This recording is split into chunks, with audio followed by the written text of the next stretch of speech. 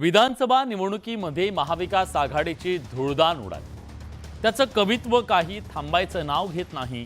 पराभवाचं खापर एकमेकांवर फोडण्याचा प्रयत्न केला जातोय आणि याच दरम्यान आघाडीत आता बिघाडीचे सूर उमटू लागले। विधानसभेला फटका बसण्याचे अनेक कारण असले तरी हे पण कारण नक्कीच आहे। 20 दिवस आम्ही जागेंचा घोर ठेवला। जागा वाटपाचा तिळा जर 2 दिवसात संपला असता तर 18 दिवस आम्हाला प्रचारासाठी आणि प्लॅनिंगसाठी उपयोगी पडले असते। जागा वाटपाला विलंब झाला आणि त्या जागा वाटपामध्ये मिस्टर वडेट्टीवार सुद्धा होतेच की। विदर्भातल्या काही जागा वडेट्टीवारांनी सोडल्या असत्या राष्ट्रवादी किंवा शिवसेनेला तर फार बरं झालं असतं।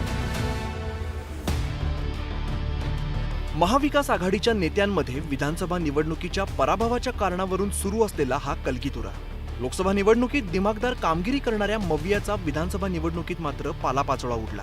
या पराभवाला नेमकं कोण आणि कसं कारणीभूत आहे याची चर्चा आता सुरू झाली आहे। मवियातील जागा वाटपात मोठा भाऊ कोण यावरून काँग्रेस आणि ठाकरेंच्या पक्षामध्ये रस्सीखेच सुरू होती। इतकंच नाही तर निवडणुकीपूर्वीच मवियामध्ये मुख्यमंत्री पदावरून चढाओढ लागली होती। मुख्यमंत्री पदाचा चेहरा कोण यावरून कुरघोडीचं राजकारण रंगलेलं होतं। लोकसभा निवडणुकीत जागा वाटपात मवियाने आघाडी घेत लवकर जागा वाटप केलं होतं। विधानसभा निवडणुकीत मात्र मवियाचा जागा वाटपाचा घोळ संपता संपत नव्हता आणि याच मुद्द्यावरती विजय वडेट्टीवारांनी बोट ठेवलं। नाही, विधानसभेला फटका बसण्याचे अनेक कारण असले तरी हे पण कारण नक्कीच आहे। 20 दिवस आम्ही जागेंचा घोर ठेवला। नाना पटोले आणि संजय राऊत हे 2 प्रमुख नेते त्या ठिकाणी होते, त्यामध्ये आम्ही होतो।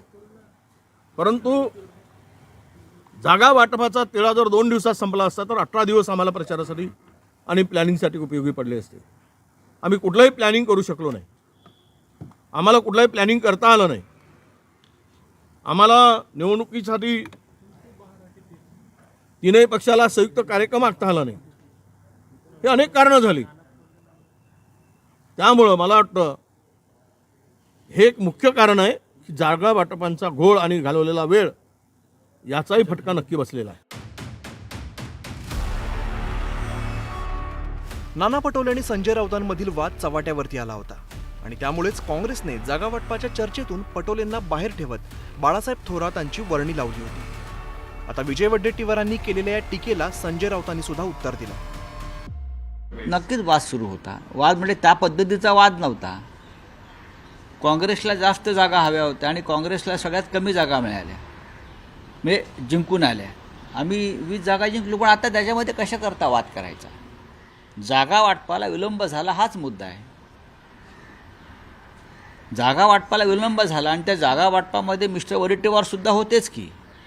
विदर्भातल्या काही जागा वडेट्टीवारांनी सोडल्या असत्या काँग्रेस राष्ट्रवादी किंवा शिवसेनेला तर फार बरं झालं असतं। ज्या जागा त्या हरलेल्या आहेत। मवियामध्ये सुरू असलेल्या या आरोप प्रत्यारोपांवरती सत्ताधाऱ्यांनी टोले आणण्याची संधी साधून घेत मवियावरती निशाणा साधलाय। हे बरं झालं त्यांनी मान्य करून टाकलं। कालपर्यंत ते मशीनवर दोष द्यायचे, ईव्हीएम वर दोष द्यायचे, आता वस्तुस्थितीवर आले आहे। त्यांनी आता थोडा अभ्यास केला दिसतो। अजून त्यांना अभ्यास करायची गरज आहे आणि त्यांनी अभ्यास करून काय चुकलं याचं आकलन जर योग्य केलं तर तुम्ही ती गाडी पटरीवर येऊ शकते। लोकसभा निवडणुकीतील पराभवावरून धडा घेत महायुतीचे नेते एकसंधपणे प्रचारात उतरले होते। महायुतीच्या या एकजुटीच्या तुलनेत मवियातील जागा वाटपातील रस्सीखेच सोबतच प्रचाराच्या नियोजनात सुद्धा ढिसाळपणा दिसून येत होता। आता विधानसभा निवडणुकीच्या निकालानंतर पराभवाचं खापर एकमेकांवरती फोडण्याची स्पर्धा मवियाच्या नेत्यांमध्ये सुरू झाली। विधानसभा निवडणुकीपर्यंत एकसंध असलेली मविया पुढील काळात एकत्रितपणे आपली वाटचाल सुरू ठेवणार की मवियाची शक्ल होणार हे आगामी काळात स्पष्ट होणार आहे। Bureau report, news 18 Lokmat.